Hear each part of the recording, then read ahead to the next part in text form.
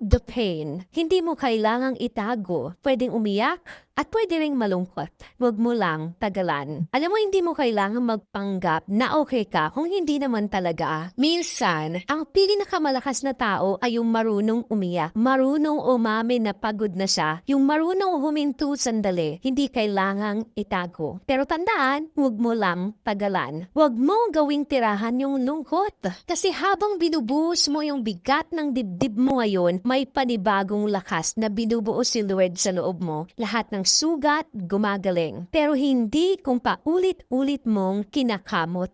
Kaya iyak kung kailangan. Huminga ng malalim, tapos bumangon ulit. Kasi ikaw yung tipo ng taong kahit ilang beses mabasag, marunong pa rin bumuo ng sarili. Alright? Walang problemang maging malungkot. Kung gusto mong maging malungkot at malungkot naman talaga pinagdadaanan mo, nasasaktan ka, go! I-express mo yung lungkot na yan, umiyak ka, yes, umagulgul ka, yes. Pero the point is, sana wag na tayong manatiling ganun sa mahabang panahon. Sana may ending, sana may limitation. Kasi kung hindi natin bibigyan ng limitasyon yung sarili natin sa pag-iyak, kung hindi natin tutuldukan yung sarili natin sa pagiging sad, sa pagiging malungkot, paano tayo makakabangon? What I am telling you is that, yes, okay lang masaktan, okay lang umiyak, okay lang na you're so down, and that is normal. Pero sana wag naman yung ilang taon na nandiyan pa rin tayo, yung ilang taon na hindi pa rin natin ma-release yung forgiveness, yung ilang taon na ayaw pa rin nating mag-move forward kasi the truth is, walang ibang pinakamakakatulong sa sarili natin, kundi tayo rin